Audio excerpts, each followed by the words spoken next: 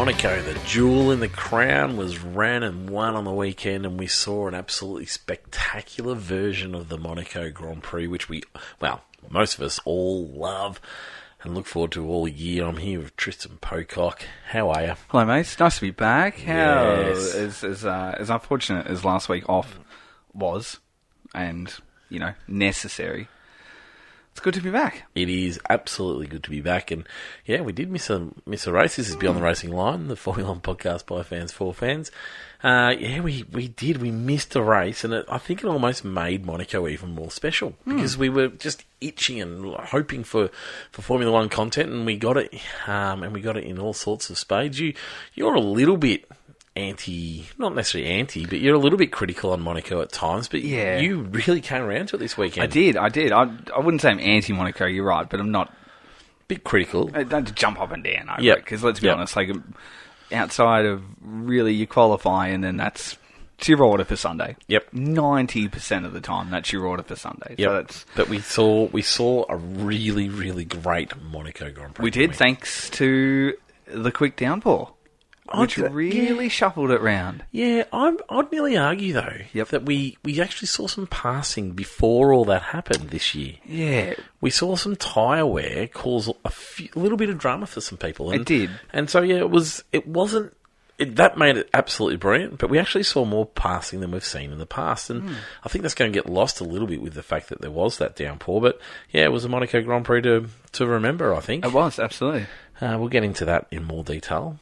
But we've got all the other goodies coming up. F1.5, looking forward to seeing what happens to the standings. Yes, which I should be doing while we're had a few doing requests. Really? Yeah, well, a few people are complaining that they want to be able to, the only way to hear F1.5 is to continue to listen, and they wanted to go back and have a look during the race weekend. So we need to get a graphic out. Okay, so right, because I thought you were going to say people wanted to have things included. No. Is this no? No, we're not including. Yeah. No. It's more that they want a reference. They want a ladder. Okay, so a ladder. I'm going ladder. All right, we'll do. They want a table so they can just refer to it through a race weekend. All right, I like that. I'm quite happy with that. I need to do this week's points before we started because I haven't done this week's points. This is going well. I know. You're going to have to scrounge around for a pen while we're doing that. Right. Anyway, give me a race ranking. What we look for. A race ranking.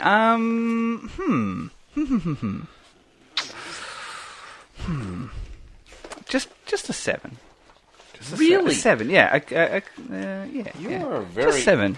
Very up and down character. I am a little bit up and down, but then like you were saying, like maybe the week off really got me wanting to fully be invested. Amazing. It really got me invested in every session because I said to you, I didn't miss a session. See, for me... Every practice session, and I'm not usually that invested live too. Like I was like, yes, practice 1, practice 2, practice 3. I think the week off sort of forced me to want to do that. I think a 7's the right answer if it was any other place. But the fact that it was in Monaco, the fact that we got a pretty cool Monaco Grand Prix, I'm pumping it up to an 8. We didn't get the battle. We didn't get the complete battle at the start that we absolutely wanted, but there was elements of that. We'll get to that. We'll get to that later. There was elements of that. We were robbed of a proper battle. We were. But qualifying played a little bit of part in that. It did a little. Well, yeah, it did a little bit. Yes and no, but I'm sure we'll talk about qualifying. Yeah, but it brought me back to the Monaco Grand Prix I remember as a younger fella. Yep. It brought me back to the Monaco Grand Prix that you see in replays. That's fair. That sliding around the track, the really, really slow crashes that you only get to see at Monaco. Yep. I don't know. There was just an element of when the rain came down, but it was even before the rain came down, it just had a different feel, Monaco, this year. It's like everyone got off its back. Like, I'm sick of hearing people saying, oh, Monaco, it's a terrible place to go racing and all sorts of stuff. And yeah, they're probably right. Yep. But it didn't feel like everyone was doing that complaining as much this year. No, there are a few things. I had a few sort of, while I was watching it and thinking about this yesterday, prior to coming on today. There was little things that I just loved about Monaco, which I haven't loved before. Or remembered that you loved? Yeah, or kind of can... Because there was quite a few changes, and it wasn't necessarily all on track.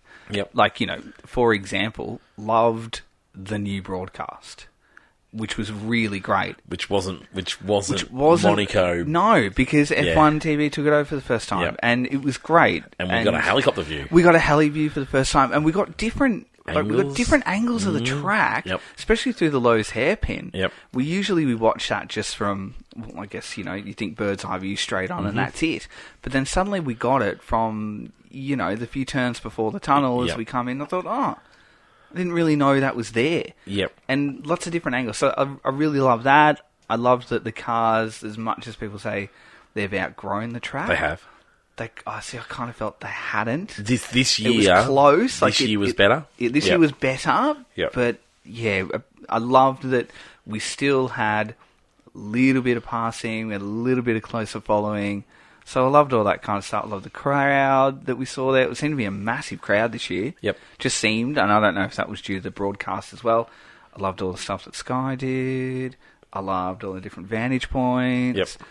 I loved the mixed-up grid. I loved the way qualifying panned out. There's a lot of things that I really loved about the weekend. It was a really enjoyable way to get back into Formula One after the disappointment of Imola, and we are sending our well wishes to all our compatriots over there and everyone doing it tough, because it certainly was a really tough situation, and they made the right call. They definitely made the right call. Yes, definitely, after the photos that came out. Yeah, but even if it wasn't to that extent, I mean, if you're running a Grand Prix, you're taking a lot of resources from the area, and it just wasn't the right thing to do. If you could have even got the race running, I think they made the right call, unfortunately, for Formula One lovers and particularly for the people of the area. It would be lovely to put it somewhere else in the grid to bring the money back into the area. I don't think it's not the going to happen. allows it. No, it's not going to happen, unfortunately. And I think that's probably the right thing to do, just to say a clean cut, we're cancelling it, rather than just say we're going to postpone it, because then what you do is you leave fans hanging. I sort of thought, and I understand why they can't, because Formula One's more than just being able to just jump up and move places, but I sort of wonder whether they could have actually gone to their break, the mid-year break. A week later or a week earlier. So that's fair. I mean, we've had a quite a slower start to the season so far this year. 2 races have been removed from the calendar. Yes, lots of breaks. And it's not necessarily for me to watch Formula One. It generates huge amounts of money for that area, and so I understand that people who are working really hard in Formula One would have booked holidays and all sorts of things like that. But unfortunately, I think, it might have been for the greater good, but I understand also that logistics probably just weren't going to let it happen. But it would have been lovely to see. Would have been really nice to see them be able to pull that off. Opening question, which is, we feel like it's quite late for an opening question. Opening question comes from Kingsley again. He's managed to get a second in. He sent me a video of the most amazing scale-electric track of Monaco. Really? Yeah, with buildings and everything on there. Oh, very nice. Yep. And share that with me. Hey, I'll have to do that, and I know that this is not the greatest forum for visual always content, which I'm always talking to you about. But it actually brought him a different question. He goes, "What is your ultimate man cave setup in the shed?" Oh, and it's a great question, because I'm actually working really hard. Well, we're hoping to purchase a house which is going to come with a shed, which is going to be lined, and we're going to turn it into our new Formula One studio. But what else should be going into my man cave, Tristan? Into yours? Well, it can be yours if you want, but what's the ultimate man cave setup? What's the ultimate? I'll start. Okay, go for it. We can have a couple of items each. Okay, alright, cool. Oh, okay, remember we combined one? Yep, okay, yep. So we can have a couple of items each. Okay, for the ultimate man cave. Okay, yep, alright, go. Has to have a beer tap. Okay. And I'm already looking at these things. There must be a keg of beer in there. I'm not entirely sure how long the keg lasts for, which is my only concern, because I love a beer, and I love a beer, but I probably don't drink enough to need a keg.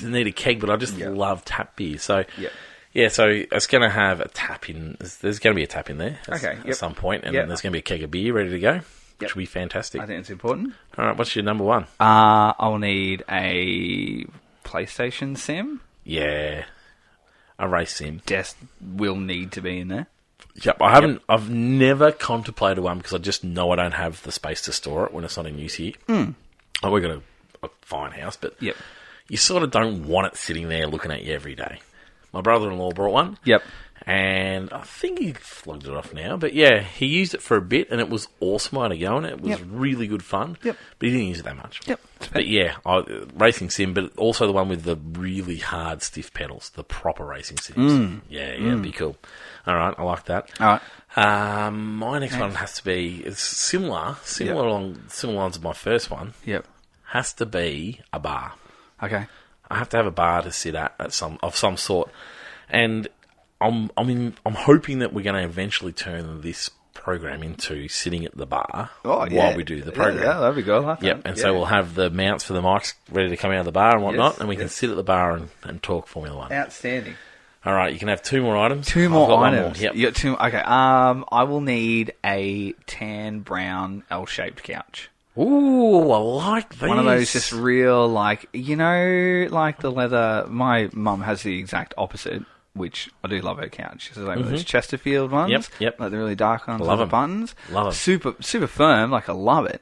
But just one of those, you know, those couches you get that they're like leather. I think some of them are probably leather as well. Fake leather, Yep. But it's really spongy. It's really soft, but it needs to be big. It needs to be L-shaped. And it needs to be. It must be tan brown. I like that. Yep. That's good. Okay.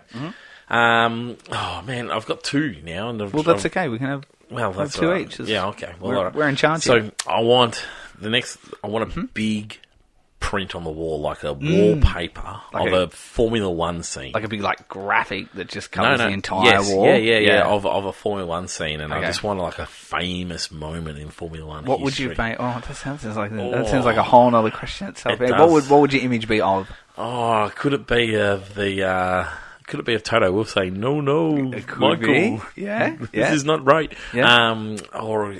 Or I mean, something to do with Melbourne, or it could be like a bird's eye view of Monaco. Yeah. The Monaco track. Now that we've got a camera in there to take bird's eye views of the track. Yes. Yeah, so something like that. Yeah, that'd be cool. If I reckon something like Mark Webber's photo of him falling backwards into the pool at the Redbull Energy Station, considering it's Monaco weekend. I think that shot of his, as iconic as Dan's is, where he's like diving headfirst. I really like Mark's. Yeah. Did you know he dinted the trophy as he jumped into the pool with it? Oh, there you go. A bit of folklore and dint still Excellent. in it. So I like I'd have that. Or, you know what else is a really great shot that I really, really love? And it's probably an understated shot, or one people wouldn't think of. But it's of Seb bowing down to his Red Bull after his title, just on them. I love that. It's such a great moment. Even it's probably like a sneaky third, the one of Rosberg jumping off his Mercedes and like saluting the crowd. But I love that shot of Seb bowing down to his Red Bull after his title. I think it's a great photo. Possibly even an in-car shot of the car going up en rouge. I like that. That would be cool. I like that. That's cool. Yeah. I feel like it's a whole question. Yeah, right. Yeah, that could be a question in itself. Last item.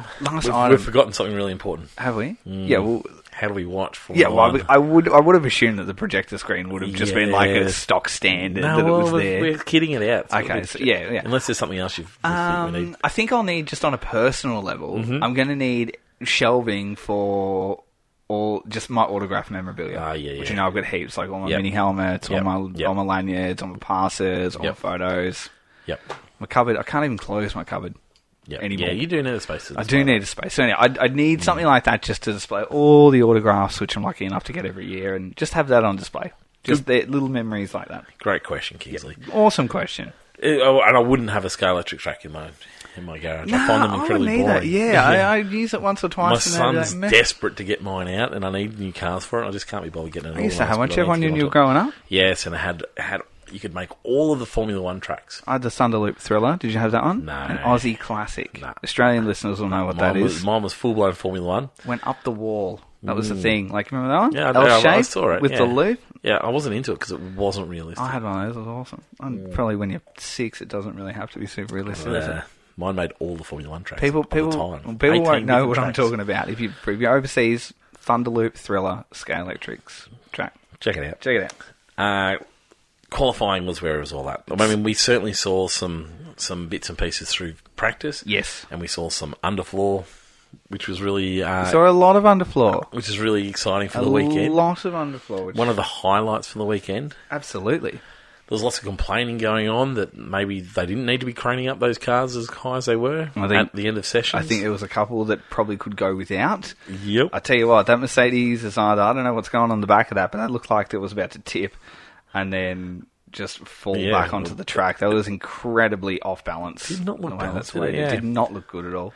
That's been mentioned about the fact that the driver is a long way forward, and so therefore the mounts that they're picking them up from, because that's at the halo now, is further forward. So it is. It sort of, and that's been considered to be an issue with the car. Yes, and yes, so, that's what Lewis. That's what Lewis is talking about. That his main issue isn't the side pods, which I'm sure we'll get to. Yep. But it was his positioning in the car is too far forward. Yeah. Which is causing an imbalance. So we did actually see that. But I mean, if we're talking flaws, incredibly basic in the Ferrari, in the Mercedes. Yep. When we look at the Red Bull, that Red Bull had absolute detail, amazing upon detail, and that was on the floor. So there's an amazing Facebook page that I follow known as Speed Physics. Yep. Check it out. And they have got some incredible shots. I'm having a look at it now while we're chatting. Mm-hmm. They have got some incredible shots of really the underfloor of all of the three big names. Yep. But then what they do is they've actually got just written sort of mini articles that go with it and actually explain what you're looking at. So if you are really heavily into that tech side of stuff, Speed Physics on Facebook, have a look. This is incredibly interesting because it's such hidden technology. Yes, and they've got it's beautifully organised. Diagrams, shows you exactly the sort of little points that they're talking about. Yep. Names of everything. It's a great way to learn about it if you're someone that can't look at a floor and go, well, which is everybody. Which is 99% of everyone. Man. Yeah. You're looking at it, you think, okay, what the hell's going on there? It's a really great way for you to just have a look at it, learn and understand what's going on. Yep. So, absolutely. And you can end up down a real rabbit hole once you start looking at these things and you start checking out some videos on it. I do. You end up down this really long rabbit hole of going back and trying to work out what's affecting what. Yep. And it is it's incredibly interesting. But that Red Bull, I mean, I'm fingers crossed that it's going to bring everybody to them. I mean, giving away that secret information, and they knew it was going to eventually happen. You can't keep those sorts of things hidden for... I'm surprised it's been hidden for so long, but... Me too, to be honest. So hopefully it's going to give away a few hints to the other teams and we can see the racing get closer. Yep. Nothing against Red Bull, I just want to see close racing. And so, it was thank goodness for Monaco. I mean, they used to crane... They don't crane the cars very often anymore, do they? They used to do it at Adelaide. I mean, I can't think of another location around the world where we're craning. I mean, obviously, Monaco, they must have them to get them up and out the way. Yep. And look, I think it was probably magnified the fact that it was Mercedes, Red Bull, and it was Ferrari. I think if we were sitting here saying the Haas had been craned and the Williams and the Alfa Romeo had been craned, well, we probably wouldn't be batting an eyelid on it. Yep. But it is a really interesting thing when we see this again, because once again it sort of brought back memories of the old days where we saw them being craned around Monaco. I mean, we haven't seen too many big issues in the last few years. Everyone's been really well behaved, and the race has been fairly well behaved. But in Adelaide they used to do it. I imagine they must do it in some places at Singapore, but maybe they can. Can't think of a time that Singapore's had a crane. It's not as tight as what it is here. So it's an interesting one. But we saw a few people make some major mistakes. We saw Sainz and Albon make some big mistakes through practice, which just gave us a little reminder that things weren't going well. It was a tricky place to drive. That Monaco has to be a tricky place to drive, and we sort of got that back a little bit. Even though these cars are the next gen of last year, we've sort of got that little bit of, this is still a treacherous place to drive a car. Yeah. And they complained a lot about the setups this year more than last year. When we hear drivers always wanting more, but we complained a lot about bottoming out, which is interesting considering they've lifted the cars. Yes. They complained a lot about the green track wasn't coming alive very quickly, the tyres. So there was a range of bits and pieces that just was keeping the drivers on their toes, which made it even more interesting. Qualifying was a fantastic session. Qualifying was an incredible. You sort of looked at it, especially after practice 3, where suddenly we had the likes of, Norris jumping into P3, and then Sainz set the fastest lap, and then I think at one stage, I can't remember if it was actually P3 or if it was Q1, But suddenly, I think it was P3, like, Joe set the fastest lap, and then suddenly Sonoda was on top, and you're going, what's going on here? And it was the evolution of the track. It was, and you could see that, and then... Who's on track at the right time was going to be really important. Absolutely. Yep. And then that lap by Max was... I tell you what, if Jeddah is the greatest qualifying that never happened, then I think this one makes up for it. Yeah, so I'm with you, but it's like... I don't know if he got the most out of it in the first two sectors. No, it was the final sector that did it. It was his final sector, and I've heard lots of people say that they were just matching each other, and then he pulled it out in the final sector, and he was behind. He was a long way behind. He was a good 2/10 down, I was 2.5 on the tenths down. edge of the couch, like I was generally emotional, you know me, and Yep. I was like, oh my god. Alonso's got it, like he's nowhere. Yep. And I thought around Monaco, you cannot catch that. It was... No. When I saw I think I remember seeing like a 0.25 seconds or something like that pop up for the last sector. I'm like, this is done. With the likes of the swimming pool section to go, and then... I didn't think he was going to get onto the front row, let alone pole. No, I thought he'd absolutely botched it. But that last sector would be borderline perfection. Yeah. I really, if you get a chance, go back and have a look, and just even jump onto YouTube, see if you can slow it down to like 1.5 speed, and just watch him go through the swimming pool section. I don't think it would be physically possible for that ever to be replicated, because he is right where you need to be. Yep. And it was awesome, and as terrific it was to see, it was heartbreaking at the same time. And you sort of said at the start of the pod that we were robbed of a little bit of a battle, and I feel like if he hadn't have got it down, Pat, we might have had just a marginally better race. Yeah, just marginally. I couldn't agree. Not by, because instead of Fernando chasing Max, we would have had Fernando holding Max off. I think there's an element too that the Red Bulls recognised that the tyres were going off. Yes. And so I think Max actually held a little bit up his sleeve for that final sector. You sort of looked at that. Lewis did that over the sector too, and Fernando's fastest lap was where he held off the second, and then had enough rubber to finish it, and his third was good. So yes, that's a really good point. I think he was really holding it, into that, and just letting loose for that final sector, because the tyres were going a lot quicker than they were expecting. What it gave us is a Max and Alonso. I mean, I was gutted that Max was there, because I wanted to see if Max this year, if there's any year, I was thinking, you know what, someone beats him to pole, I wouldn't be surprised if he can overtake for the win. And I wanted to see that at Monaco again. Yes. And we didn't quite get that, because, Max is obviously, he was off into the distance. Other things happened in the race, which we'll talk about soon. But then we saw Alonso, saw Leclerc into third, and then Ocon was the other big story, really, wasn't it? Huge story. Massive weekend for him, and it came back and paid off in the race eventually.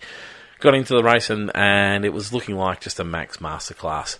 Really, we'll talk Max first, and then we can talk Alonso. Sure. So, disappeared into the distance, did everything he needed to do, had a nice start, which is really important, then disappeared into the distance, and then things started to happen around him. Yes. There were tyres going off, not his. He was holding those tyres beautifully. And then the rain came, and then all of a sudden there was decisions to be made. He made the perfect decision at the perfect time. Like, they nailed it. Red Bull nailed it. And it wasn't just him, but it was partly him. Yep. He did have a couple of mistakes. Like, they actually made it a lap late. Yes, I think he nicked the wall at the same time too. Well, he nicked it a couple of times. And even in the dry, he nicked it a couple of times through the race. So it was still on the edge of limits throughout the race. But, I mean, apart from those little tiny indiscretions, it was a perfect race ran. And then he just held it together. Once he worked out his line in the wet, he managed to make that work. And, I mean, you can be sick of seeing Max winning all the time, which I personally am. And it's not because it's Max, it's just because it's anyone. I was sick of Lewis winning all the time. I was sick of Seb at times. But I just want to see a contest. But you just got to sit back and be in awe of this man. The way he's going about it. You absolutely have to be. I totally agree with you. Yep. I want to see he has taken it up to Leclerc and easily beaten him. Oh yeah, he's taken it up to Lewis, and that was a battle for the ages. Yep. And I am very keen to see now how he goes against Alonso. And I'm looking. For some reason, after this weekend, and looking at the standings, I'm actually quite hopeful now that maybe the race for the title isn't actually as far over as what a lot of people think it is. Because I don't know. I've got a glimmer of hope after this weekend. If Alonso was in similar machinery, absolutely. I can't see them getting on. I can. I think with the amount of wind tunnel time that they've got, it's more to. My concern is it's more to do with like they're still winning comfortably. I mean, this is not supposed to be the place that they do all their winning, and they still manage to win. They're going to go to Spain next week. They're going to win comfortably again unless there's something dramatic happens. Yep. That gap isn't really getting too much smaller at the moment. I agree. I think it will, but I think it'll be too late when it does. But we can be hopeful. I'm with you. We can be hopeful. I'm really, really hopeful. I really am. If you look, Max 144, Sergio 105, and Fernando 103. As silly as it sounds, Fernando feels closer than what Perez is. Oh, yeah. Even though he's not. Couldn't agree more. He really feels closer. I think... and we saw Perez, the street track specialist, needed to have that solid win. Max, this isn't his absolute perfect place to play. No, absolutely not. I think and first time on pole in Monaco. This was Perez's first... Oh, another good chance for Perez to bring those points back, which he dropped last time out, and we're hoping that we're going to see him do that, and then he did the complete opposite and went and had an absolute mare of a weekend. Oh, yeah, definitely. And that's sort of where Perez is. It's a very Bottas move, that one, wasn't it? And we've been comparing him and Bottas a lot this year. Yeah. And we're just seeing that. And it's not even a knock on the guys, because it is a hard place to be. The teammate of these guys, these relentless racers that are just amazing. It is a hard place to be. Did Alonso cost himself, or Aston Martin, did they cost themselves a win a couple of times this weekend? This is a great question. And the answer to that is yes, and the answer to that is also no. Yeah, it really is. Thoughts? Qualifying was qualifying. Max earned it. We thought if we had had an Alonso on pole, I would have been really impressed if he could have got home for a win, but then at the same token, he wouldn't have got the dues he deserved because it's Monaco. He talked it up since last week. He said they've openly targeted Monaco and Singapore. Yep. And they were on it, and he was 100% right. He could have absolutely won that. But Max was so much faster, and so would have been interested to see if Max could have put enough pressure on. Yes. And particularly around pit stop time. Could Max have done something different around pit stop time? Whereas they legged themselves around pit stop time. The fact, there was two places that they were going to get the win here, not without the rain, and this is from Alonso. Yep. It was on the start, and it was at the strategy time around pit stop time. Okay. I can't see how they nailed the strategy on either of those moments. I can't see how they helped themselves in either of those moments. Right. They went for the hard tyre, which meant that they weren't going to get off the line as quickly as what they possibly could have. Yep. And we know that is if Max has got a weakness or Red Bull's got a weakness, it's in the first couple of laps, it's off the line. Okay. Because that Red Bull takes a couple of laps to turn its tyres on. Yep. And then it looks after them beautifully. Okay. But they went to the hard tyre, and it did not get them off the line quick enough to jump them at the start. No. Mistake? No, not at all. Not at all. Because I think the tyre deg for the weekend was a lot higher than expected. And Max was struggling with the front left on the mediums, and I think it kind of made the smart move because what it would have done was it would have forced Red Bull to do one of two things. If they do deg higher than expected, then they have to come in first, which means that gives Aston Martin the opportunity to react. And we've seen that in years gone by, that sometimes if you're first to pit, it can be a detriment to you because whoever's behind you, if they're close enough, they can either quickly react or they can stay out and then they can manage that. So that's my thinking behind it. That was their thinking behind it too. Yes. But when you pit, you generally come out and faster than the other guy. True. But then the other thing to that is, right, is that it also gives you the opportunity of something like a red flag, which we've had a lot of this season. That one I can buy, and I can see them sitting and going. There's a huge we're getting red flags weekly across race weekends, and if you're going to have a red flag, it's going to be at Monaco. But what they're banking on in that situation, and maybe they're hoping Alonso could have gone longer because it wasn't like he had to come in. But what they're banking on is a red flag between the moments that Max has to come in because he's on the softer tyre. Yep. And when Alonso comes in. So they're looking at trying to create this window, and it might have been 20 laps. Mm-hmm. Maybe Alonso could have gone all the way to the end of the race and just left it as long as possible. Maybe that could have been possible, but he would have started to lose his window behind him as people chased him down because he would have been losing pace in that time. So they're just, for me, like, you're in second position. You know there's two areas that you can get, and one's on the start. You put on the fastest possible way to get off that start line as quick as you can because that's one of your chances. Yep. Then your next chance is to come in slightly early, absolutely nail it, come in slightly early, and you have a crack at getting that lap to make it work to undercut him. Now, that one's less chance because of the way Red Bull were. Yes. But the Red Bull was looking so much stronger because they were still on the hard tyre. Yep. Max disappeared in the distance and was removing all sorts of opportunities to make those changes. Right. I felt they messed up the strategy big time. Okay. I liked that they went aggressive. It felt like they were hoping just for the red flag. It was honestly, it was red flag or safety car. Yes. Was the only thing that they were going to get out of it. But that to me, that sort of made sense, which I thought was good. Yeah, I'm not so sure. What about the early pit stop? Look, that one I'm a little bit more forgiving about. Yep. Well, early pit stop, the pit stop for went back on slicks. Pit stop for the slicks. Yeah. So it wasn't particularly early, but yeah, when it started raining, he did come in. He opted for the softs. Oh, sorry, for the mediums. Yep, compounds. Straight on. Yep. And that one I wasn't so like. It was a lap too early, but how were they to know that? Like, That's it's exactly one of those right. things. Yeah. How long do you hang out for? I mean, in that situation, you hang out until you're absolutely certain.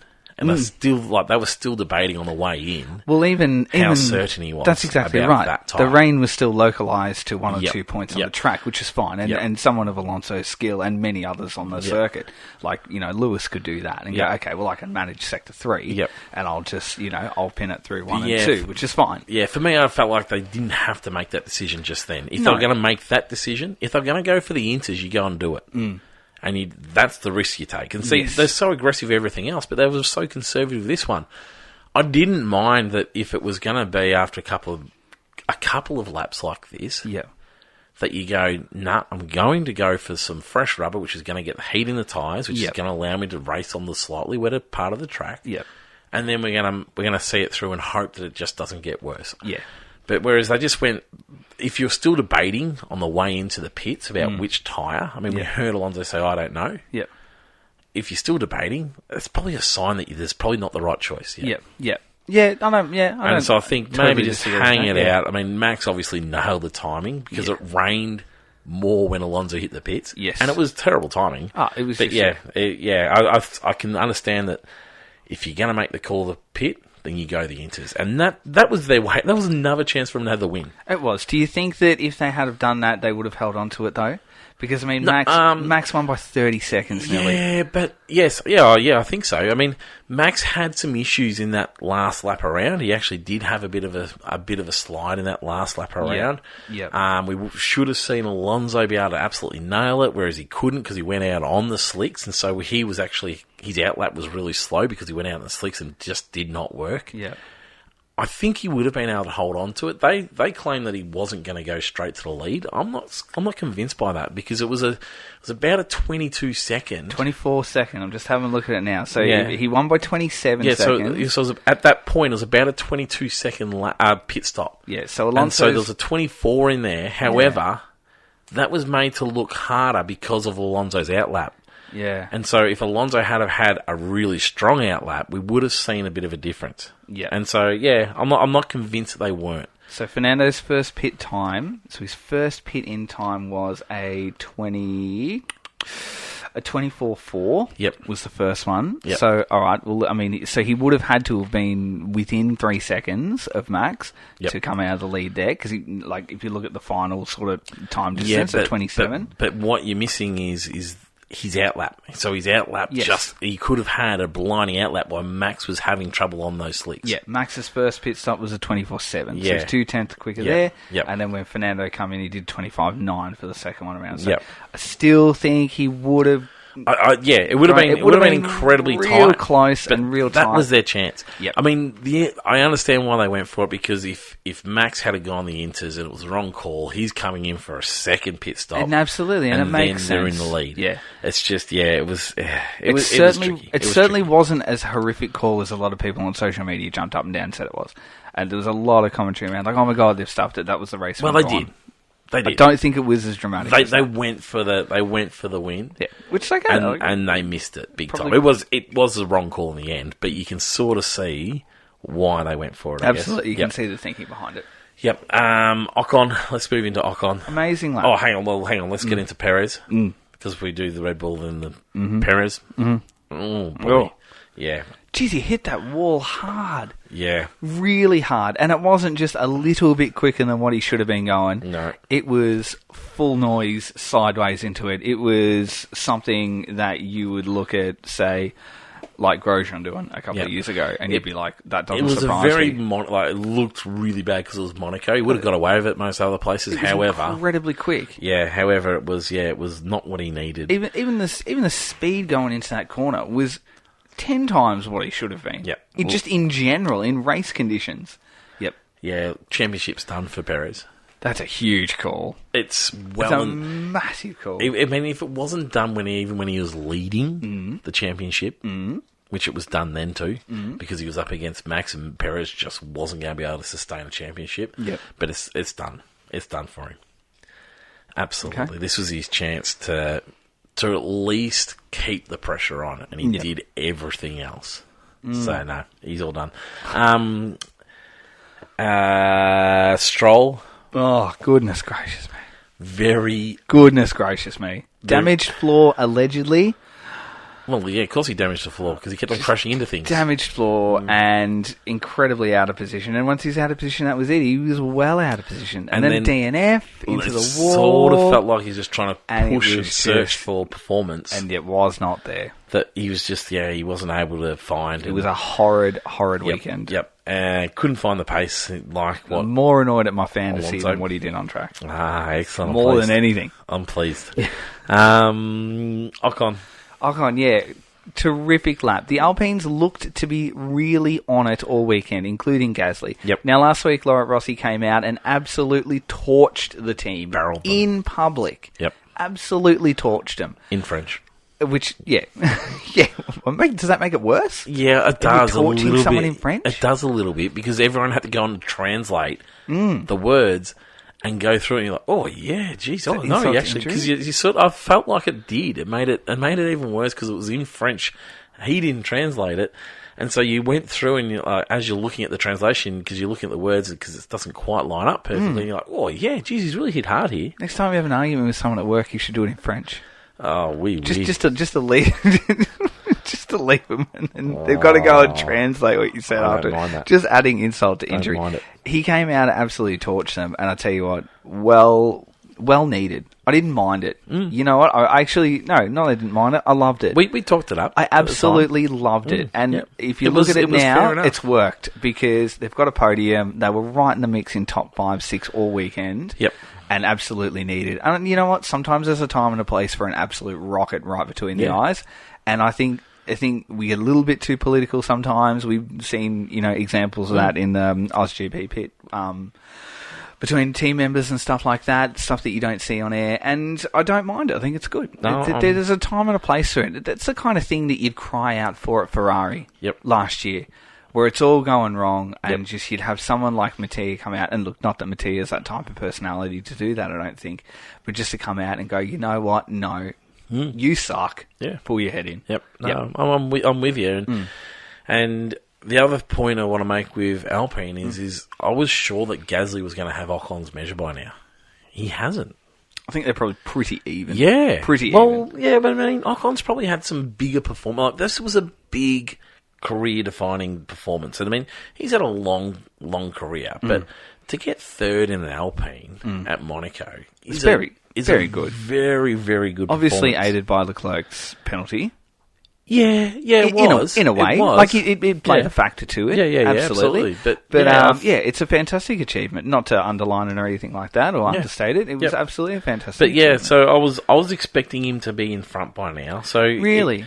Yeah. See, I sort of look at it in the same way that we looked at with Dan when he first went to McLaren, is that you're going to need 12 months to learn it, and Ocon has been there for longer and probably should know. Oh, absolutely. But it's actually a bit of a knock on Ocon, because I didn't rate him as a driver like this. So, so no, it's, but no, he's sort of got these little performances in him, hasn't he? He's got a race win under his belt, hasn't he, Ocon? Yes, he has, just one.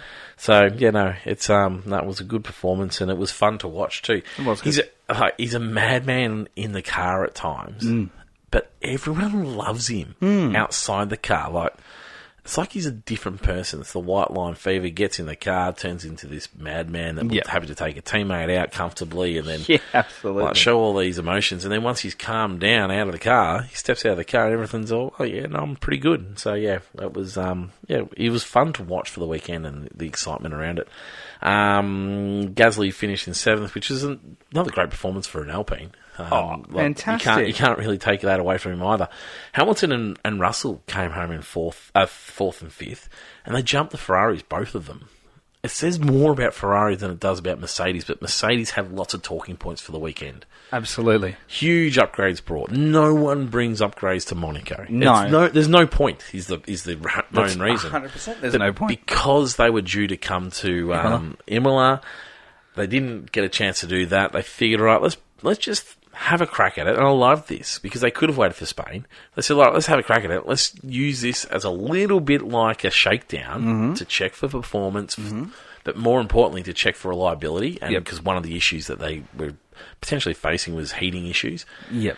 And Monaco is a place where they overheat because they don't get lots of air through the vents. And so, no, it was they were positive about what they brought.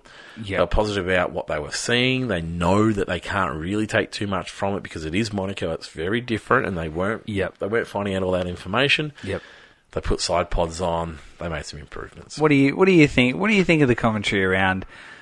We put side pods on. We're not going to find performance, and then suddenly side pods go on, but they're saying, "Well, that's not what the sort of the performance gain has been." What do you think around that? Are they just saying that because the noise outside has been so critical? There's enough engineers out there, smart engineers like Scarborough, Craig Scarborough, who are all saying the same thing. Like, the amount of performance from that area is minimal. It's all underfloor. But it's. I mean, obviously, there's made some difference. There'll be veins running through those that are connected to the floor too. So while it won't come directly from the side pod, it'll have the side pod itself. The knock-on is effect. playing a part. I tell you what, it is a hideous-looking piece of machinery in every way, shape, and form. Yeah, I tend to agree with you. It is getting worse by the week. Yeah, it really is. I don't mind it if it gets faster. And not because I'm not a Mercedes fan at all. It's awfully. I really like Russell. It's a clear mismatch of two vehicles put together, if not three vehicles, just slapped together. But also in the way they've actually put it together, because you can actually see the parts that they've been building it on. Yeah. The bulkhead above the engine covers is just so bad. It's so bad. But it was a great weekend. It was a very good weekend. This weekend will be a huge Russell's test. could have been even better. I mean, Russell was nearly podium bound. Yeah, he was nearly the performance of the weekend.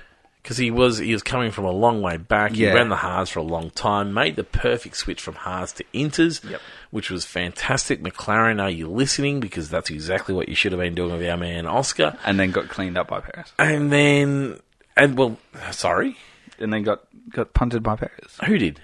George did. No, George came on and punted people. He got a penalty, remember? Oh, there was also a bit of push and shove with Perez and George too. That for him to go off. That was the one that was. But then he got the penalty coming back onto the track because it was an unsafe manner, which is absolutely 100% correct. Well, he actually crashed into him. So, but it was nearly the performance of the weekend, and then Hamilton also performed really well and finished up in 4th and 5th.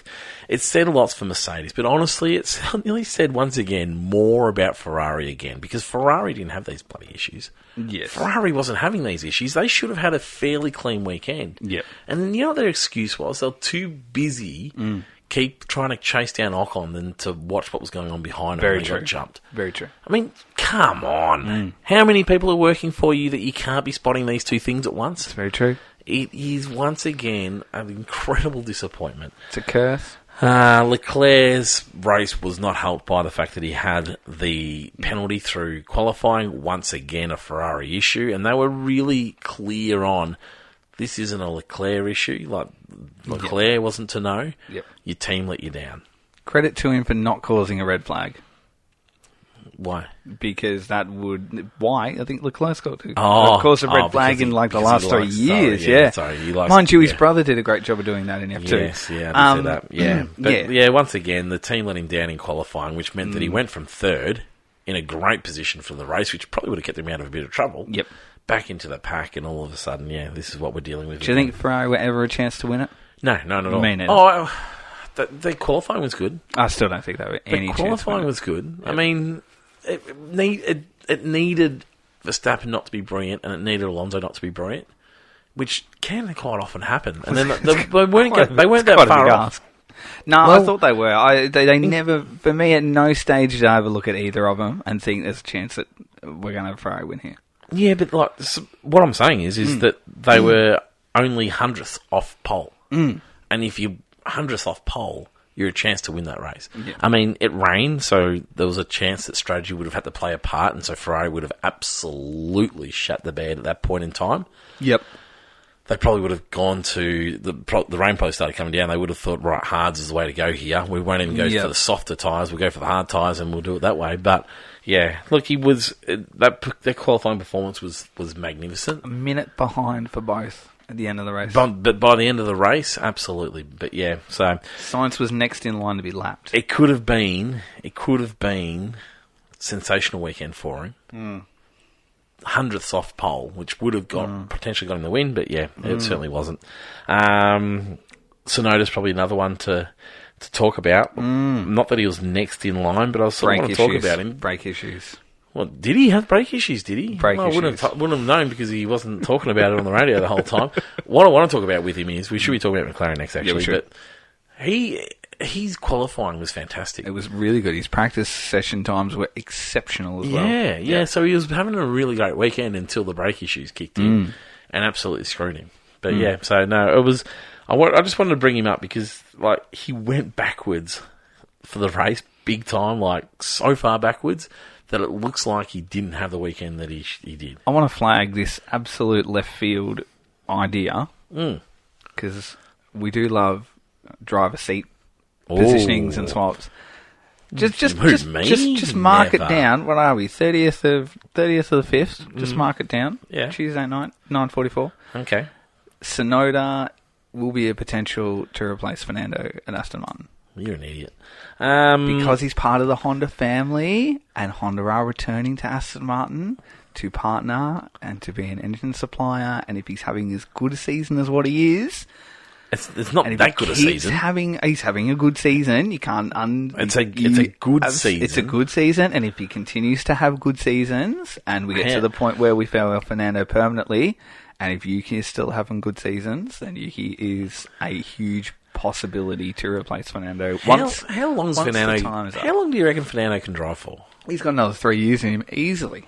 Yeah. If this car is performing as well as what it is, he's on a 2-year contract, so we'll have this year and he'll have next year. I'm sure there'll be an option for 1 or 2. I'll back Sonoda to retire before bloody Alonso will. That's a huge... the problem is that huge possibility. I can't see Fernando going anywhere. I think they will be, if they're a serious team, they'll be looking at serious drivers. Yes. And while Yuki's had a okay season, good season. He's had an okay season. He should have had quite a few of these by now. Like he should have shown this sign already. Okay. So yeah, it's interesting.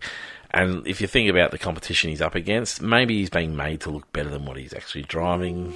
Not sure. Hard to tell. Norris, great drive. Lando, good drive. What did he catch? 39 seconds or something like that in the last 9 laps, I think I saw, which was good. Way past Piastri. to go and chase them down, which is fair enough because he had heaps more speed than Piastri when it got wet. Yes. Piastri was looking fine. He was looking fine for the race, and then it got wet, and he was like, I don't really know how to do this in Formula 1 yet, and this is Monaco. This is really difficult. I'm just going to back it off a little bit. You know what? I like that. I like that as a more. rookie. I like it as a rookie. Could not He's agree coming more. out going, you know what? I actually don't know what I'm doing. Yeah, Which I think is absolutely okay. And his team were quite fine with it too, because if you listen to some of the radio messages, they were backing him in for what he was doing, because he was talking about what Martin Brundle was talking about doing, is about just backing off the pace and just don't put in the wall. Yeah. You will find the pace; it will come back to you when you need it. Absolutely, just steady laps, and you'll slowly build a second, second and a half. Norris is great in that McLaren. Very good, very good. Big upgrades coming. Not for Spain, unfortunately. No. But they're talking Spec B car. They're talking full spec. Complete different data realms. So, knowing McLaren, they'll probably get the Spec B one wrong too, but at least they're trying. At least they're trying. We were on a real uphill then, weren't we? Yeah, yeah. Well, let's be honest. But I'm excited to hear that they're going to have something completely different, because what they've got it can't be worse than what they got. And if it is, it doesn't really matter because they're no good anyway. But yeah, but no, it was once again though Norris and Piastri to come home in the points. I thought they did 9th and 10th. I thought they did a really good job. Yep. Anyone else you want to mention? I probably want to mention. No, I actually want to mention Nick de Vries, because I thought he had a pretty good weekend. He needed to. He needed to have a weekend. Heat was put on him by Marco that it must be this weekend. Mm-hmm. Came home in 12th. Had a really good opening practice 1, 2, 3. His qualifying was respectable.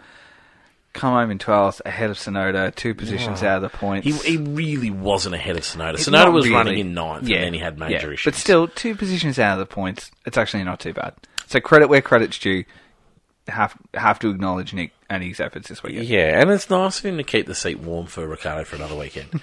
But yeah. All right, let's get into the all signs 3, 2, and 1. That's awesome race rankings. All right, you going first? Yeah, sure. All right, go. You go first. Yeah, okay. I'll take that on. Okay. Look, there has to be 3 points to Ocon today. I think it has to be Ocon, because he doesn't.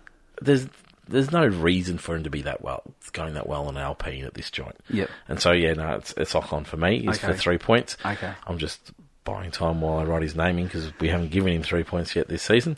2 points. Oh, it's actually quite tricky. Okay. I think 2 points has to go to Max. Okay. For that qualifying third sector. Yep. The third sector, he didn't manage it at Jeddah, but he managed the big lap here. So 2 points. I'm going to go 1 point to Norris. Okay. I thought his race was really great. Okay. But Yuki was close. All right, that's fair. Who are you going to have? All right, I've got 2 versions of your 3, 2, 1 tonight. I've got a driver and I got another one.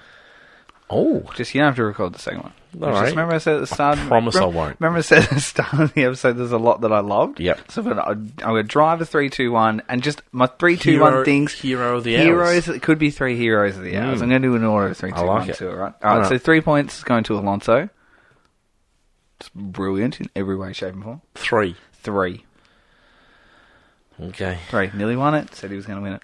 Okay. Nearly won it. Nearly won it. Nearly doesn't get it done. Nearly put it on pole. All right. 2 for Ocon. Good choice. Can't ignore the weekend. About time. And 1 to Nick de Vries.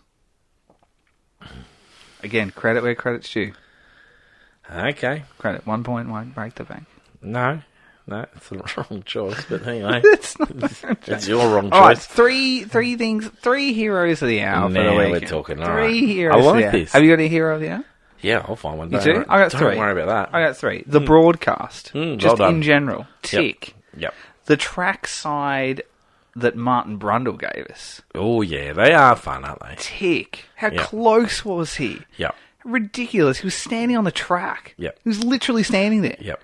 Well, he wasn't. He was standing behind a barrier, but it Literally, it was literally on the track. It was on the track. Yes. phenomenal. Yeah. And the last thing that I feel like has been overshadowed this week, McLaren's Triple Crown livery.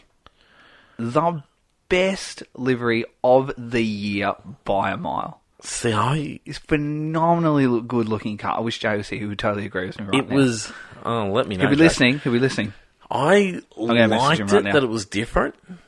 It was... I liked elements of it, but I felt like there was more to bring. The fan liveries, two of those are better.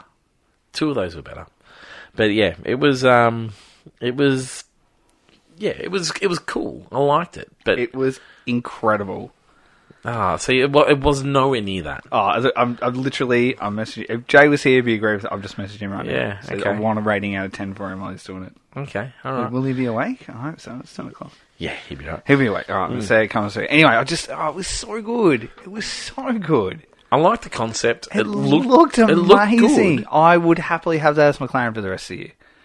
Yeah, so I thought it looks better than the McLaren, but I don't particularly like the McLaren. I loved it. You know, I didn't like the Golf livery, the Golf options. Seen the Golf options for Williams? Oh, yeah. Oh, Yeah.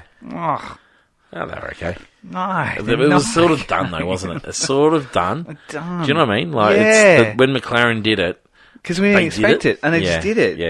And they're just... Yeah, and they're then like, Williams is sort of, we've got this cool sponsor, and everyone loved that, but we sort of need to do it as well, so and it's people just, like us. they're like video game Yeah, liveries. yeah, They're not right. Yep. Which one do you think's going to win?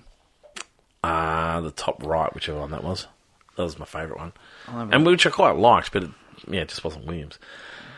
All right, my hero of the hour. My hero of the hour was Monaco. Monaco gets a bad rap at times, but this time round, it put on a performance which brought back nostalgia for me. So just being in Monaco, a good Monaco race, and the rain coming down was awesome. I loved it. It was really good. Dud of the day. Dud of the day. Easy one. Easy? Yeah. Yeah? Yeah, it has to be... Alonso. No. It has to be Alonso. both Haas drivers. Yeah, they went right. The They went great. worst driving performances, this is plural, too, of the season. Ridiculous. It was bumper car madness driving from both drivers. Hulk hit the wall I don't know how many times, and then every single person he encountered however many times, and Magnussen did exactly the same thing. It was as if it was like playing PlayStation and you've got food all over your controller and you can't quite clean it off. That's an unusual analogy. I was just trying to think. I wasn't expecting that one. It was so poor. There was no control. There was ridiculous dives down the inside. They both hit the wall. I don't know how those Hasses kept together. They must be glued together with cement and not heli tape. It was just, I just thought it was embarrassing. But the rookies drove better than what both those boys did. Yeah, so well, I'm that's true. sorry, I know it's harsh, but That's Jesus true, they Christ, actually it was hideous. Yeah. It was messy, uncontrolled, really poor driving. And yeah, I didn't like it. I was actually hoping they were both off the track. I really felt that they should have been black and white flagged. Black flagged, sorry. I thought it was poor. Hulk 2 laps down, K-Mag DNF. Hulk's lucky not to be 5 laps down. Another hero of the hour. Good. Some celebrities on the grid. Celebrities on the grid. Because you know what? The celebrities on the grid, apart from the Red Bull man, who is going to be copying an absolute e-bashing from the team for... Just letting people near the car. Well, swearing at Martin Brundle. Yeah. Like, this is an F1 man. Yeah. I know he was frustrated because there was a lot of people on the grid and he couldn't move. Yeah. He was feeling frustrated. I feel Totally get that. Doing his job in the workplace. You that's know fine. what Martin's doing. You're a Formula One man. To be swearing like that. This is a really great point. Do we need to actually get to the point where if you're on the grid, like you, as part of your grid pass, you must be aware that Martin is there, and you must be aware that he's going to approach you. You know how they fix it? They send around some Formula One people with Martin. Yeah. And they actually clear some spaces. Yeah. Let's give this man... Yeah. I know most people love him. Yeah. Let's give this man a bit of space. And let's give this man a bit of respect. Yep. And send some people around with him to clear some space for him. Let's get some security in for him to beat up the security of celebrities. But let's make it exactly. Yeah. Let's make it an honour for for Martin to be coming to speak to you. Yep. And when he is, you've got some people going out in front of him Yep. saying, look, Martin Brundle's coming here. He's a big deal in Formula One. This is really important. He's going to ask you some questions. They probably need to feed him some more respectful questions from Sky sometimes. Yep. But let's embrace it a little bit more and give him a little space and invite people in to see him. Let's make a deal of it, because he started it and every other sport's trying to copy it. Yep. And they have tried to copy it. And so, but what I'm going to do is Kylie Minogue. Yep. Great little interview on the grid. Awesome, really good. Doesn't know heaps about Formula One, but she quick, did just, the job hey, perfectly. you're here. I think it probably. I don't want to dilute what it is, because I do like the door-stopping nature of what he does. But there just has to be just a blanket. If you're on the grid and Martin comes to you, you are obliged to speak to him, regardless if you want to or not. Because Formula One will tell him, you're not supposed to be speaking to him. Yeah. Oh, sorry, you're not supposed to speak to these guys. Yeah. They're off limits. Yeah. Well, get them off the grid. There's no point in them being there. And the whole point of the grid is to have media on the grid to broadcast it into our homes. So we don't need written journalists on the grid. We need him there. Yep. How about the old bird that hit him up in the middle of Thursday and said, I need to get your card? Absolutely fantastic. Loved it. And my computer is doing a little crashy at the moment, so we need to get into F1.5. F1.5. Let's get an Beauty, F1.5. So I've got your golf liveries here too. And Remind me of the top three. From last week. Top three from last week were as follows: Gasly leading the pack on 75. Yep. Sonoda in second place on 64, and Lando sneaky in there on third.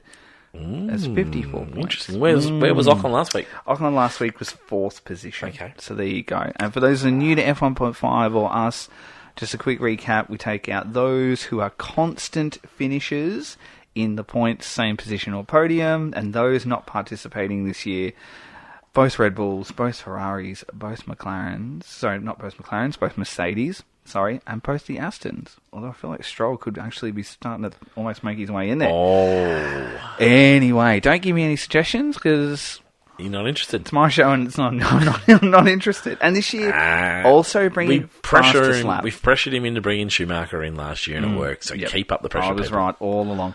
Fastest lap is also in there too. Pole position award this year. Just a sneaky one too. No fastest lap this week because F1 haven't published the actual race ranking fastest laps for Monaco. Oh, for the others. Oh, yeah. So it's not there. So don't worry. Fastest lap, I will have that in there, but they have not been published, which I found is actually unusual that those timings aren't up. Anyway, for me to go off. All right.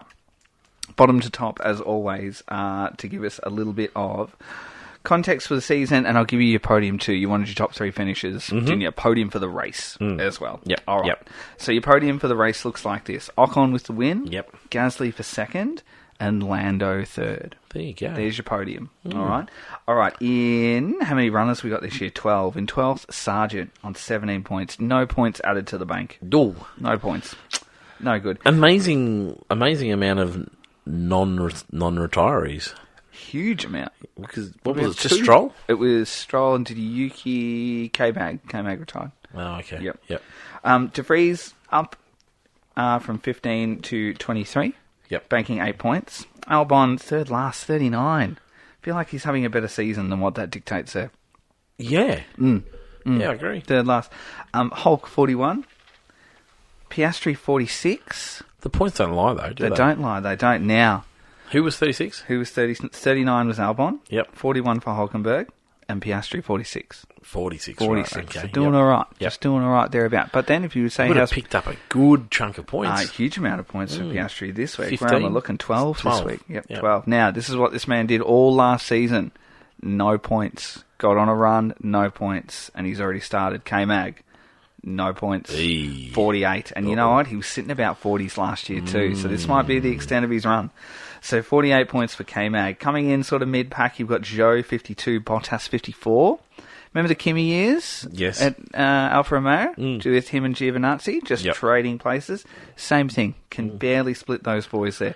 Yuki had probably a weekend to forget with 66 in fourth place. Oh, imagine the points he would have picked up. Would have picked up huge Would points. have been 15, yeah. Huge. Lando stays steady at third on 69, so it's not too bad. He's picked up 15 there. Ocon, the big mover, 78.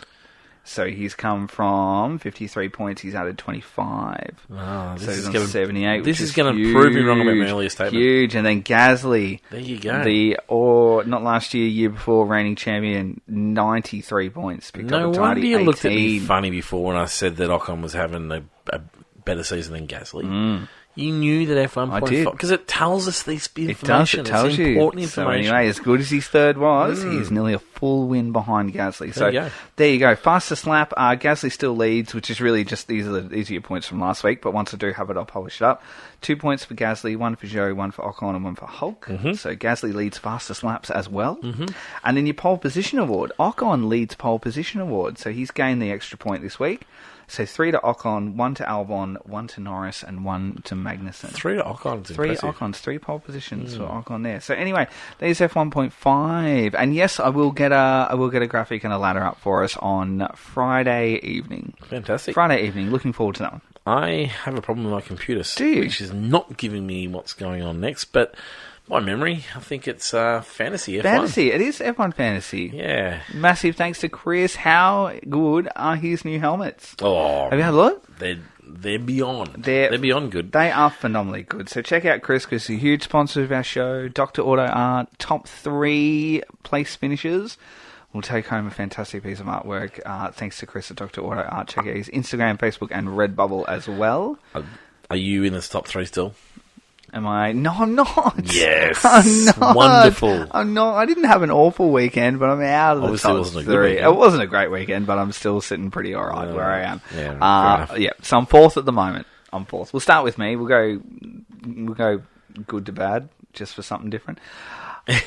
Now, I did something silly this weekend. I looked at Joe and I looked at all the teams around me. Now, I might have mentioned to you last week that those around me, we all have the exact same team.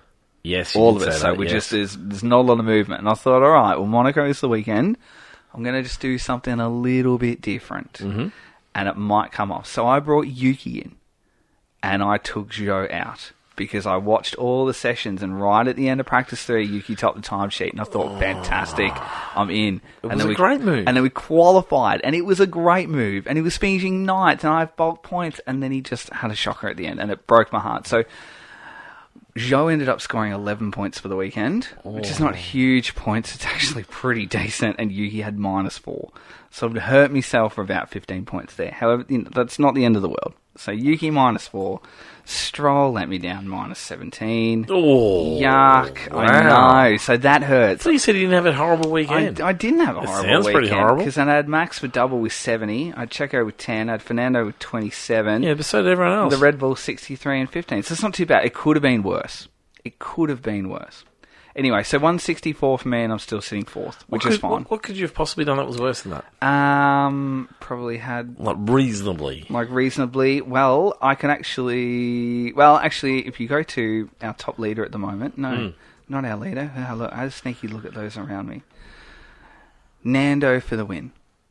Nando for World Drivers' Championship, sorry. So whoever that team is. We don't have people's names. So Nando for the World Drivers' Championship. Looking at their team is the same as mine.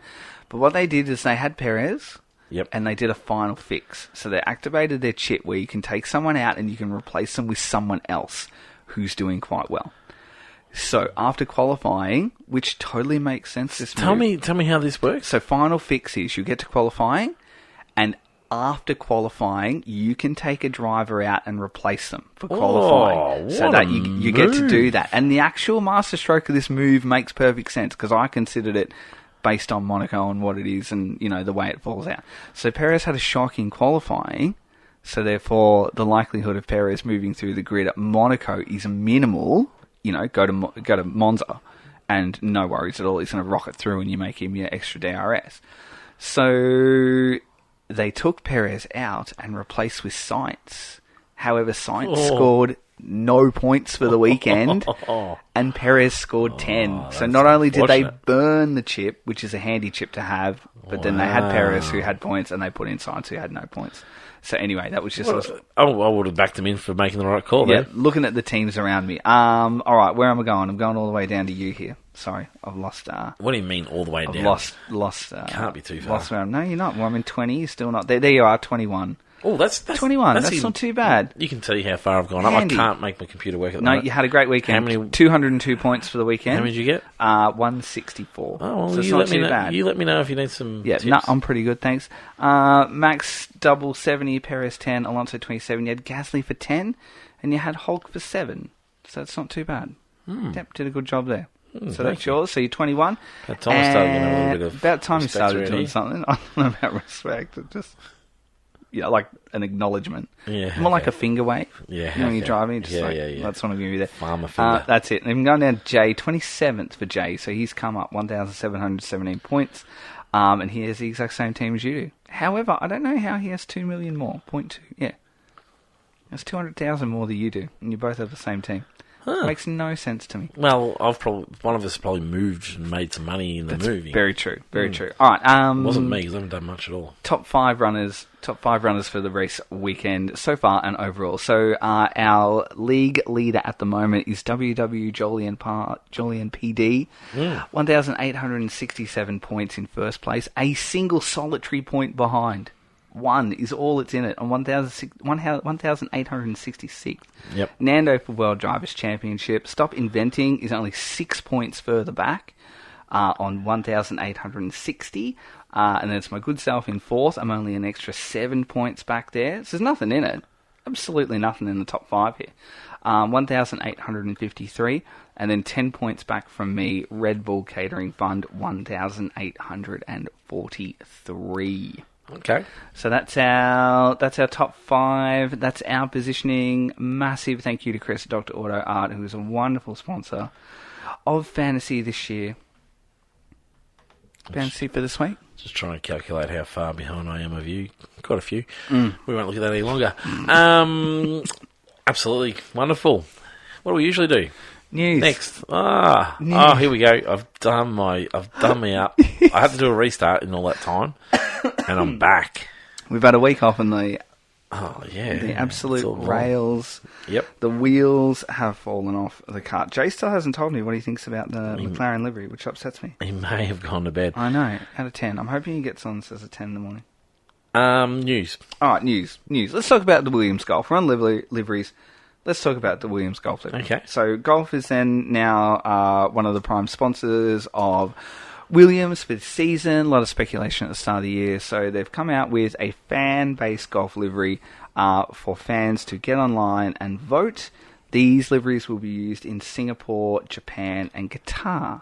Oh. So we will see it at all of those. Not really sure, like, the point of having. Are we going to a livery see at different Qatar. ones at those places? Well, I don't know. That's a good question because there's 4 to choose from, and then you've got Singapore, Japan, and Qatar where you're going to have those. So you might have your top 3. Anyway, so you're looking at the option. If you haven't had an opportunity to get online, you can fan vote for your favourites. Your options are bolder than bold, which is sort of like a little bit of a geometric looking golf orange and blue. Few stripes. It's kind of not too bad. You got visionary, which is really like hectic video game style is how I'd sort of describe it. Lots of blues, lots of oranges, lots of sort of golf blues. I don't know, I'm not a fan of that. Your heritage looks alright. Yep. Which is your real sort of basic golf blue, and your orange looks a little bit more chromy with the Duracell. And then your contemporary, which I actually don't mind the contemporary. So anyway, you can get on vote for those. I'd be voting for contemporary. I think that looks pretty good. I don't mind that. A little bit of orange, a little bit of blue. It's not as boring as heritage. Yep. It's not as out there as the other two. So anyway, a little bit of news there for the golf liveries. And don't forget, Red Bull are also running a special livery as well in Austin, Texas.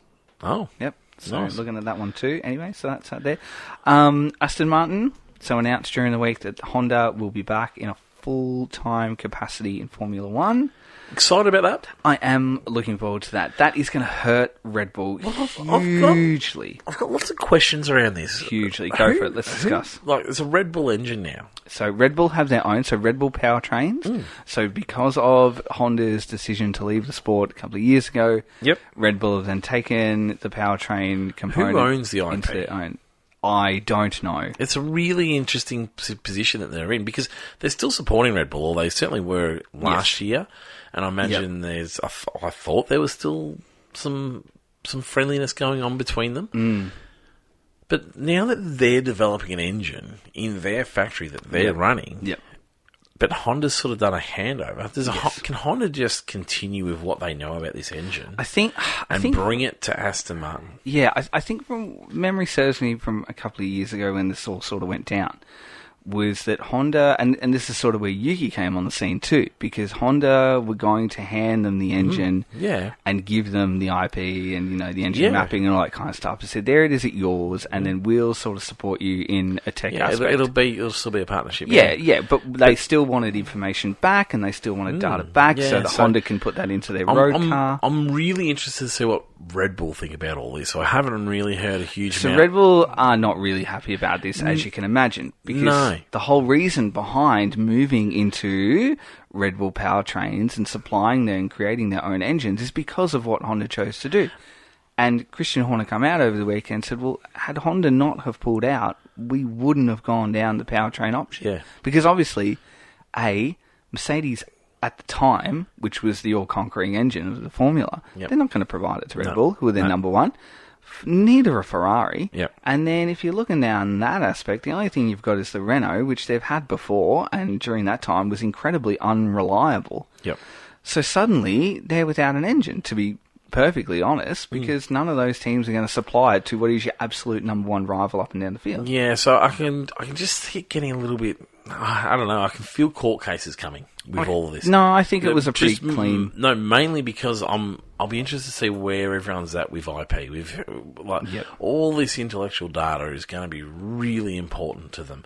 And are they going to go and hand it over to the new big show on the road in Formula One? Are they going to be happy with that going over there? How much can be taken of what they've been working on? So, no, look, it's an interesting watch, and I don't know. I can just feel like Red Bull's going to be getting a little bit stroppy with what Honda's actually pulled off here. I can see him getting upset, but I don't know that really anything is going to come of it. It feels like a pretty clean cut because you've got the likes of Lawrence Stroll, who is Have you heard about the way that Formula One works? There's always something Can going that on. man run a team or what? Like, if you could never question what Lawrence Stroll has done for the sport and for that team. Like, he has just done incredible things to have. Should I remind you that his son is currently costing them huge points? But take that out of the equation, where he's taken this car company, turned it into a Formula One team, grabbed a 4-time world champion, replaced him with a 2-time world champion, has nabbed, X percentage of Red Bull staff to come and rebuild the car, is now the second fastest machinery on the grid, has gone the last World Drivers and Constructor Championship engine, has grabbed those, is now about to plug that into the back of it.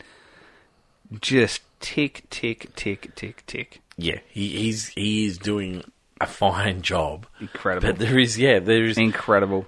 There's a lot of points being leaked out of that team at the moment due to his son, which is it's his Achilles heel, isn't it, Lawrence? It kind of is. Yeah. And look, back to what you're saying about the engine, I really feel like it's going to be a case of Honda will probably go, you know what, have the old stuff that we've got. We're quite happy for you to run it. We'll take off from where we were. That's exactly right, because, in 2 or 3 years' time... But so they're starting at the same point as what Red Bull are at the moment. Yes, but they're also, now their entire being is going to be around developing an engine ready to go for 2026. And that's exactly right. And that's what they do. That's the sole purpose of who they are. Whereas Red Bull... Well, interestingly, the development of engines doesn't actually come under the cost cap. No. Yeah, and so that makes a bit of a difference for them, but there's still the ability to go and do that. Yeah, that's exactly right. You've got to be able to do it. Whereas Honda will be able to say, have the old stuff. In a couple of years' time, it's going to be the slowest thing on the grid. Our sole purpose of being as a company is to actually develop engines. We know how to do it because we've been doing it for 50, 100 years, whatever. Well, so we'll just go on. They've only done it well for about 4. Let's be honest. Remember when they brought one to McLaren that didn't fit in the car? That was my favourite. And interesting comments too around Honda CEOs saying we're actually quite happy we will have no say in who the drivers are. Because instantly, obviously, media jumped on and go, well, hang on, Fernando and his comments around GP2 engine, which at the time was perfectly justified. But for him to come out and say, you know what, we actually don't mind who you had, and we're actually not going to have a say in who is actually going to drive the car. I think it's a business. Which I think is good. You need to be able to do that. This one, not so much. And I can see Lawrence, and I think that's probably comes down to Lawrence, and it could very well just be protecting Lance, to be quite honest. because I don't think that, any car company that would jump in as a manufacturer and say, well, we actually don't want Fernando Alonso, who is currently third, fourth, second. Did you get a fourth? I thought it was all 15. Yeah, it was a fourth, yeah. Oh, that's embarrassing. I know, but it was sprint weekend, that's why it worked out to be 15. Black and white flags made a comeback this weekend. Weren't they wonderful? They were good. Remember when we loved black and white flags, and then because they were Michael Massey's idea, Yep. they got thrown out because Michael Massey actually left them behind in that crazy 2021 season? Yep. Remember that? Remember when do. they were great? I do. We saw them again. This weekend we saw them, and we very, very rarely get to see them. Let's do more black and white flags, Formula One. Okay, you happy with that? Oh, absolutely. Let's give some warnings rather than giving the absolute ultimate penalty, Yep. which screws someone's race. Yep. There are times when that has to happen, but yeah, no, I didn't mind it. I thought it was a good move from the stewards to bring them back, and whoever's idea that was, Yep. keep it coming. Okay, I like that. Any other news you want from Formula One? No, that is probably absolutely it in terms of news Yep. for the weekend. Upgrades are still coming in for Upgrades are plenty. all teams, other than the teams that are waiting to bring the big upgrades, Yeah. like a McLaren. Yeah. But yeah, we're going to see plenty from Mercedes this weekend, and it's the perfect place for them to have it because Spain is the place that everyone likes to go and test all their gear. Just some racing. So yeah, it'll be exciting to see how that actually shakes out and where we're at. There was a little bit of talk that we will start to see the performance losses start to creep in from Red Bull, just because they're being a little bit choosier about what they bring. But if they nail the design, then it's not going to really matter anyway. That's very true. What are you looking forward to Spain? Just more racing. I'm not a Barcelona fan. We test their flat out. So. I'm excited to see the fact that they've removed that last chicane. If that can make any difference, That'll be bring quite the good. flow back. Yep. So yeah, no, I'm really looking forward to seeing that part. And I'm really looking forward to seeing all these upgrades. Yep. How do they work with I the think teams? it'd be good. And we've had a decent Barcelona in the last couple of years, so We have. It should can be good. hope for more. Now, I'm not overly optimistic with the way No. Red Bull's going. They're very good. no, me neither. Now, before we sign off for the evening, Fan Frenzy. Yeah, We put a little bit of a big feeler news. out there. Big news for Fan Frenzy. So we put a little bit of feeler out the other night, last night, because we discussed this a couple of weeks ago, and we thought it would be great to do something a little bit different for Fan Frenzy in a couple of weekends' time. We haven't sort of decided the exact weekend we're going to do it, but Yep. we'll do it pretty soon. Yep. Where instead of jumping on and actually typing your comments in for Fan Frenzy, you can jump on and join us on like a Zoom session, for example, Yep. and we'll actually have a little bit of a live Q&A session where you can ask us your question live in person, And then go and answer and it then for we us can too. discuss it, and then we can kind of throw it back to you too. And we want Yeah. to hear from you, and then it might even give you an opportunity to, I guess, connect and chat with other people as well who are part of our sort of community. Yeah, absolutely. Family. It'll be really exciting to see Yep. people unload on Tristan for having Lance Stroll in his fantasy team to Yeah, start with. well, I look forward to it. Yeah. But anyway, if that's something you're interested in doing, put a little bit of a post up asking if you would like to join us for a virtual Fan Frenzy. Just jump on and just give us a yes or no if you're keen, so we can sort of gauge numbers, and Yep. then from there, We'll be working out the time that suits best. We've had people from overseas indicate an interest, Yes. which is really exciting. Yep. I think it's just going to have to be that we set a time, Yep. and we'll try and make it that people are awake. Generally, this time actually works quite well. This so is a kind of 9 good. o'clock or Yeah, an 8 9 o'clock. o'clock. For us, of a PM seems to be an okay time for Yep. most places around the world. So that might be something we can look at, or it could be over the weekend. The problem is if we do it over the weekend, it's during the day. It's going to be the wrong time for everybody. That's else. very So, true. That's very true. Yeah, so we'll have a little look at who's interested and sort of try and find the time around that. Yes, and if you'd like to be part of it, as I said, just jump on the comment section, or even just send us a DM. Let Yep. us know if you're interested, so we Yep. can gauge numbers, and we would love to, just have a little bit of a live Fan Frenzy with you, just for something different. You never know; it might Absolutely. be the way forward in how we do it. We're looking at between race weekends. Is that where we're thinking? I think so. We sort of earmarked last weekend, didn't we? But then Imola didn't happen, so we kind of just thought, Yep. okay, weekend off for us. Yep. So anyway, let us know, but I think it'd be great, something a little bit different. But in the meantime, keep your comments coming through for Fan Frenzy as well. Absolutely. And we're going to be going on Fan Frenzy later in the week, so have a listen out for that episode. Goodbye now.